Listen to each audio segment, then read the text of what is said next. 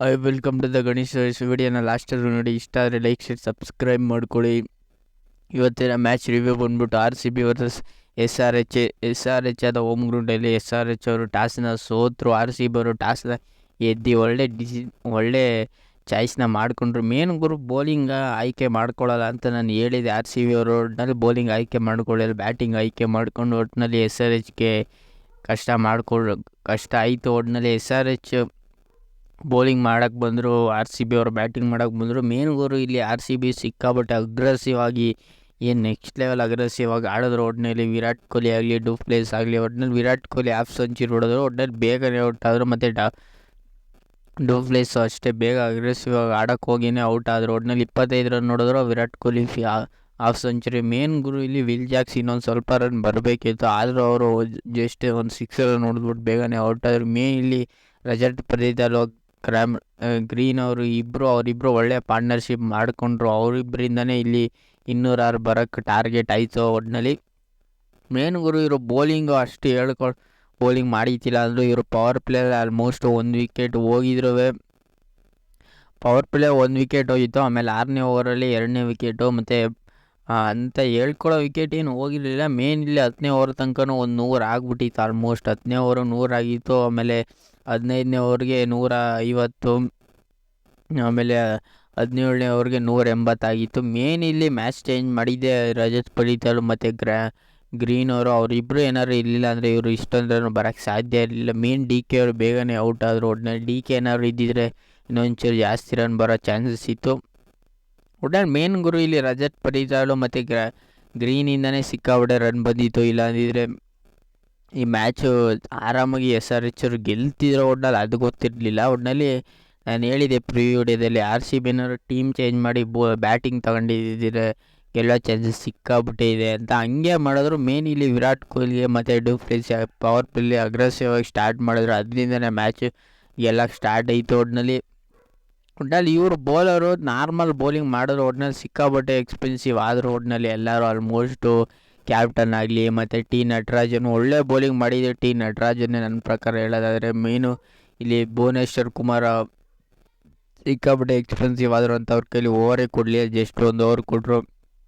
ಮತ್ತು ಅಭಿಷೇಕ್ ಶರ್ಮಾನು ಅಷ್ಟೇ. ಮೇನ್ ಇಲ್ಲಿ ಉನಾಡ್ಕಟ್ ಅವರೇ ಜಾಸ್ತಿ ಅವರು ಚೆನ್ನಾಗಿ ವಿರಾಟ್ ಕೊಹ್ಲಿ ಸುಮಾರು ಜನದ ವಿಕೆಟ್ಗಳನ್ನ ತೆಗೆದ್ರು. ಅವರೇ ಜಾಸ್ತಿ ವಿಕೆಟ್ ತೆಗೆದಿದ್ದು, ಒಳ್ಳೆ ಓವರ್ ಅವರೇ ಮೇನ್ ಚೆನ್ನಾಗಿ ಮಾಡಿದ್ದು. ಇಲ್ಲಿ ನಾನು ಮೇನ್ ಗುರು ಇಲ್ಲಿ ಗ್ರೀನು ಮತ್ತು ರಜತ್ ಪಡಿತಾಲೆ ಇವರಿಬ್ಬರು ಮ್ಯಾಚು ಸಿಕ್ಕಾಪಟ್ಟೆ ರನ್ ಹೊಡೆದ್ರು. ಒಟ್ಟಿನಲ್ಲಿ ರಜತ್ ಪಡಿತಾಲ್ ಆಮೇಲೆ ಹಾಫ್ ಸೆಂಚುರಿನೂ ಹೊಡೆದ್ರು. ಒಟ್ಟಿನಲ್ಲಿ ಟಾಸ್ ಗೆದ್ದಿವರು ಮ್ಯಾಚ್ನೂ ಗೆದ್ದರು. ಒಳ್ಳೆ ಅಟೆಂಪ್ಟ್ನ ಮಾಡಿದ್ರು, ಬ್ಯಾಟಿಂಗ್ ಆಯ್ಕೆ ಮಾಡಿಕೊಂಡ್ರು. ಒಟ್ಟಿನಲ್ಲಿ ಇವರು 206ನ ಇಷ್ಟೊಂದು ನಾನು ಏನೋ 190 ಇಲ್ಲ 200 ಹೊಡಿತಾರೆ ಅಂದ್ಕೊಂಡೆ. 206 ಹೊಡೆದ್ರು. ಒಟ್ಟಿನಲ್ಲಿ ಲಾಸ್ಟ್ ಓವರು ಮತ್ತು 18ನೇ ಓವರ್ ಅಂತೂ ನೆಕ್ಸ್ಟ್ ಲೆವೆಲ್ ಆಗಿತ್ತು. ಒಟ್ಟಿನಲ್ಲಿ ಅದರಿಂದನೇ ಮ್ಯಾಚ್ ಟರ್ನಿಂಗ್ ಆಯಿತು. ಒಟ್ಟಿನಲ್ಲಿ ಸಿಕ್ಕಾಬಟ್ಟೆ ಎಕ್ಸ್ಪೆನ್ಸಿವ್ ಆದರೂ ಒಟ್ಟಿನಲ್ಲಿ 1 ಲೆವೆಲ್ಗೆ ಬೌಲಿಂಗ್ ಮಾಡಿದ್ರು SRH ಅವರು.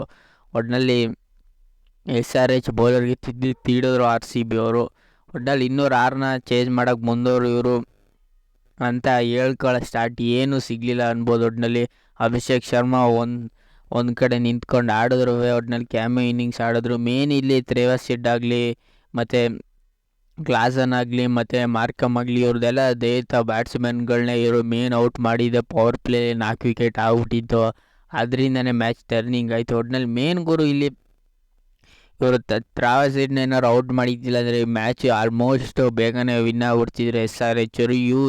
ಮೇನ್ ಇಲ್ಲಿ ಟ್ರಾವಸ್ ಹೆಡ್ಡು, ಅಭಿಷೇಕ್ ಶರ್ಮಾ ಮತ್ತು ಮಾರ್ಕಮ್ನ ಬೇಗ ಔಟ್ ಮಾಡಿ ಮತ್ತು ಕ್ಲಾಸಿಕ್ನು ಬೇಗ ಔಟ್ ಮಾಡಿ ಅದರಿಂದನೇ ಮ್ಯಾಚ್ ಹೋಗಿದೆ. ಒಟ್ಟಿನಲ್ಲಿ ರೆಡ್ಡಿ ಅಂತ ಹೇಳ್ಕೊಳ್ಳೋ ಆಟ ಆಡಲಿಲ್ಲ. ಒಟ್ಟಿನಲ್ಲಿ ನಾನು ಹೇಳಿದೆ ರೆಡ್ಡಿ ಕೊಡ್ತಾರೆ ಅಂದ್ಕೊಂಡೆ, ಆಡಲಿಲ್ಲ. ಒಟ್ಟಿನಲ್ಲಿ ಮೇನ್ ಗುರು ಇಲ್ಲಿ ಟ್ರಾವಸ್ ಬೇಗ ಔಟ್ ಆಗ್ಬಿಟ್ರಲ್ಲಿ ಇವರು ಒಂಚೂರು ಗಾಬರಿ ಹತ್ಕೊಬಿಟ್ರೇನೋ SRH ಅವರು. ಅದರಿಂದನೇ ಮ್ಯಾಚ್ ಹೋಯ್ತು. ಒಟ್ಟಿನಲ್ಲಿ ನಮಗೂ ಅದೇ ಬೇಕಾಗಿದ್ದವರು RCB ಅವ್ರಿಗೆ. ಒಟ್ಟಿನಲ್ಲಿ ಬೌಲಿಂಗ್ ಖಡಕ್ಕಾಗಿ ಮಾಡಿದ್ರು. ಒಟ್ಟಿನಲ್ಲಿ ಯಾರನ್ನ ಹೊಸೊಬ್ರನ್ನೆಲ್ಲ ಕರೆಸಿ ಒಟ್ಟಿನಲ್ಲಿ will Jacks main ವಿಕೆಟ್ನ ತೆಗೆದ್ರು. Will Jacks ಆಗಲಿ, ಮೊಹಮ್ಮದ್ ಸಿರಾಜ್ ಒಳ್ಳೆ ಬೌಲಿಂಗ್ ಮಾಡಿದ್ರು. ಮತ್ತು ಯಶ್ ದಯಾಳು ಮತ್ತು 1 ವಿಕೆಟ್ ತೆಗೆದ್ರು. ಅದೇ ಮ್ಯಾಚ್ ಟರ್ನಿಂಗ್ ಆಯಿತು. ಯಶ್ ದಯಾಳು, ವಿಲ್ ಜಾಕ್ಸು ಮತ್ತು ಸ್ವಾಮಿ ಸಿಂಗ್ ಅಂತ ಅವ್ರು ಯಾರೋ ಗುರು ಸ್ವಾಮಿ ಸಿಂಗ್ ಯಾರೋ. ಒಟ್ಟಿನಲ್ಲಿ ಅವರೊಂದು ವಿಕೆಟ್, ಅದರಿಂದನೇ ಮ್ಯಾಚ್ ಚೇಂಜ್ ಆಯಿತು. ಈ ಸೌಮಿ ಸಿಂಗಿಂದನೇ ಆಲ್ಮೋಸ್ಟ್ 2 ವಿಕೆಟ್ ತೆಗೆದ್ರು, ಅವರಿಂದನೇ ಮ್ಯಾಚ್ ಟರ್ನಿಂಗ್ ಆಯಿತು. ಮತ್ತು ಕರಣ್ ಶರ್ಮನೂ ಅಷ್ಟೇ, ಅವರು ಜಸ್ಟು 2 ವಿಕೆಟ್ ತೆಗೆದ್ರು. ಅವರಿಂದನೇ ಇವರಿಬ್ಬರಿಂದನೇ ಆಲ್ಮೋಸ್ಟ್ ಸ್ಪಿನ್ನರಿಂದನೇ ಮ್ಯಾಚ್ ಚೇಂಜ್ ಆಗಿದ್ದು. ಮತ್ತು